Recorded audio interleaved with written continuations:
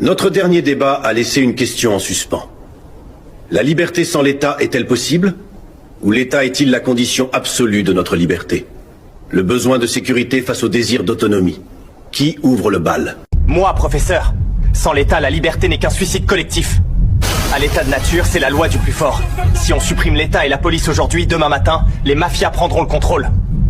L'État, c'est le bouclier qui nous protège de la violence des autres. Tu crois vraiment qu'il te protège, Kaito? L'État et la violence. Max Weber disait qu'il a le monopole de la violence légitime. La seule différence entre un gang et l'État qui te taxe, c'est que l'État t'a convaincu que c'était normal. Nietzsche l'appelait le plus froid des monstres froids. Il te ment en disant « Je suis le peuple ». Mais c'est absurde, Ren. Tu compares la loi à un racket de gang. Sans des lois juridiques, personne n'est libre. Kant disait que la liberté ne peut exister que sous des lois.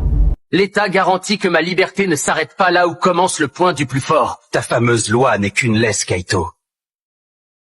Tu te crois libre parce que tu es en sécurité dans ta cage? Regarde nos écoles, nos hôpitaux. Foucault l'a prouvé, ce sont des usines à formater. Entre le fort et le faible, c'est la liberté qui opprime et la loi qui affranchit.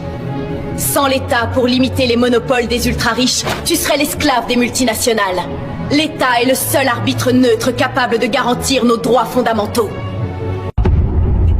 Un arbitre neutre? Amina, c'est la plus grande mystification de l'histoire. Imagine un match où l'arbitre est secrètement payé par l'une des deux équipes.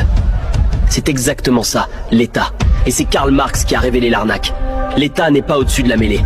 C'est un outil fabriqué et contrôlé par la classe dominante, la bourgeoisie, pour maintenir son pouvoir sur les travailleurs. L'État n'est là que pour dresser ton esprit et te rendre docile. Il ne te protège pas, il t'apprivoise. C'est tellement facile de noircir le tableau, Ren. L'État, ce n'est pas que la police, c'est l'État-providence. C'est lui qui construit les routes et soigne les plus pauvres.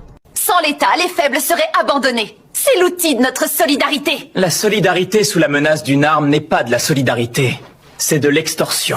Nozick le disait, l'impôt est comparable au travail forcé. L'État s'approprie ton temps. Il s'approprie une partie de tes efforts, donc une partie de ta vie. Ton État-providence est un parasite qui détruit l'entraide en nous rendant dépendants. C'est faux, Ren. L'État est salutaire parce que face aux lois, nous sommes tous égaux.